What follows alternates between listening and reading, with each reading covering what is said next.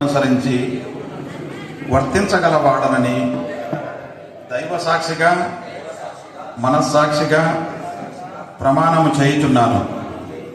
ధర్మకర్తగా నాకు తెలిసిన లేక తెలియబడిన రహస్య విషయము ఏదేని గాని నా ధర్మకర్త బాధ్యతను సక్రమముగా నిర్వహించుటకు ఏ వ్యక్తికి గాని వ్యక్తులకు గాని సమక్షమున గాని పరోక్షమున గాని తెలుపక రహస్యముగా నుంచుదునని ఇందు మూలముగా దేవుని సాక్షిగా మనస్సాక్షిగా ప్రమాణము చేయుచున్నాను.